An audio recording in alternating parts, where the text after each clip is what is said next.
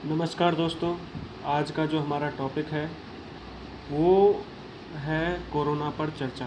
तो आज हम एक ऐसे टॉपिक पे चर्चा करने वाले हैं जो कि पूरे विश्व में, पूरी दुनिया में अपनी एक छवि बना चुका है, जिसे हम महामारी का नाम देते हैं। हाँ, तो आप सही समझ रहे हैं, वो है कोरोना। तो आज जो हमारी चर्चा होने वाली है वो है कोरोना पर चर्चा। तो देखिए, इस बीमारी ने, इस महामारी ने आज इतना बड़ा रूप ले लिया है कि लोग अपने घर से बाहर नहीं निकल रहे हैं और लोगों के अंदर इतना खतरनाक डर बन गया है जिसकी कोई सीमा नहीं है। देखिए, अब आप बोलेंगे कि इसका तो कोई इलाज है नहीं, तो इलाज तो खांसी जुकाम का भी नहीं है। क्या हम उससे डरते हैं? नहीं डरते। तो हम फिर इससे क्यों डर रहे हैं, कोरोना से? आपको बताता हूँ मैंने कुछ कैलकुलेशंस निकाली हैं कि अभी तक 40 लाख टेस्ट हो चुके हैं, ठीक है। उसमें से लगभग 5% डेथ्स हुई हैं। मतलब अब मानो आप टोटल कैलकुलेशन करोगे तो 5 करोड़ अगर टेस्ट होंगे तो उसमें से 20 लाख लोग पॉजिटिव निकलेंगे। अगर 40 करोड़ टेस्ट करोगे तो उसमें से 2 करोड़ पॉजिटिव निकलेंगे और 130 करोड़ जनसंख्या में से लगभग 50 करोड़ लोग पॉजिटिव मिलेंगे। और डेथ्स कितनी होंगी टोटल? वो है 5800, मतलब 5800। तो आप देख रहे हैं, जो डेथ परसेंटेज है वो है 0.01%। तो फिर हमें इतना पैनिक लेने की ज़रूरत क्यों है? अगर हमें वाकई किसी चीज़ से डरना है और हम डर नहीं रहे हैं और हमें उससे डरना चाहिए, वो है अनएम्प्लॉयमेंट। अभी कुछ दिनों पहले न्यूज़पेपर में एक आर्टिकल आया था, उसमें लिखा था कि लगभग इस लॉकडाउन में 13 करोड़ लोग अनएम्प्लॉयड हो गए हैं, जो कि अपने आप में एक बहुत बड़ी संख्या है जिससे हमें डरना चाहिए। और अगर यही अनएम्प्लॉयमेंट अगर बढ़ती गई तो इसे हम बोलते हैं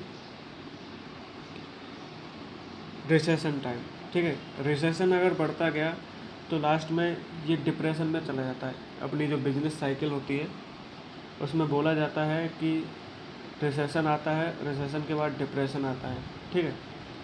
तो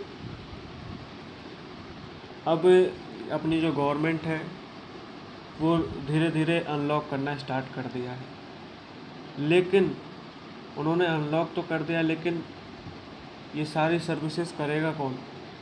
सभी लेबर्स तो अपने घर चले गए हैं। क्यों? क्योंकि ये मीडिया ने इतना डर फैला दिया है लोगों के अंदर कि लोग अपने घर से बाहर नहीं निकल रहे हैं।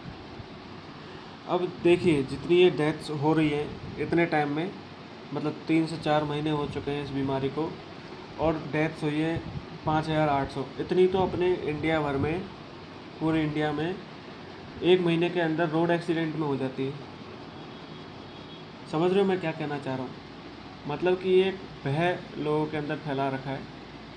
और अभी अपनी गवर्नमेंट ने एक नया क्राइटेरिया चालू किया है कि जितनी ज़्यादा टेस्टिंग हो सकती है उतनी ज़्यादा टेस्टिंग कर रहे हैं।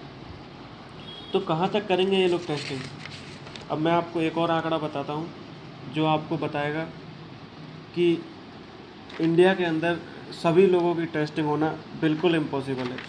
देखिए, अपनी इंडिया की टोटल पॉपुलेशन कितनी है? 130 करोड़, ठीक है।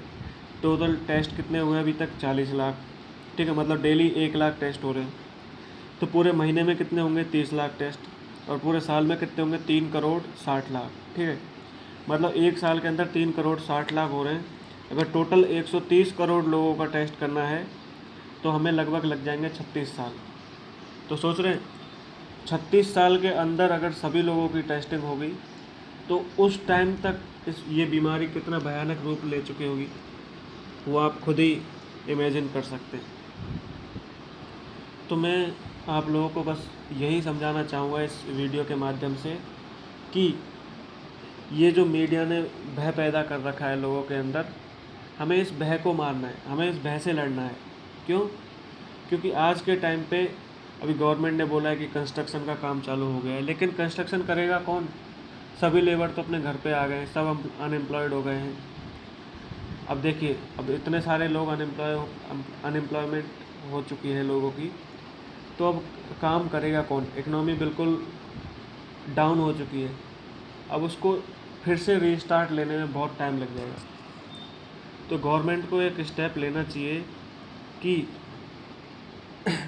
लोगों को ये संदेश भेजना चाहिए कि केसेस बढ़ नहीं रहे हैं, लोग ज़्यादा से ज़्यादा ठीक हो रहे हैं, जिससे लोगों के अंदर डर कम होगा।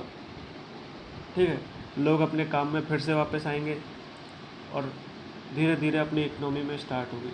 अब देखिए, आपको एग्जांपल देता हूँ। एक अपने घर में एक गाड़ी है, वो रखी हुई है, 2-3 महीने से रखी हुई है। अगर आप उसको फिर से स्टार्ट करोगे तो वो ऑटो स्टार्ट नहीं होगी, हमें उसमें ढक्कन लगाना पड़ेगा। क्यों? क्योंकि उसकी बैटरी डिस्चार्ज हो चुकी है।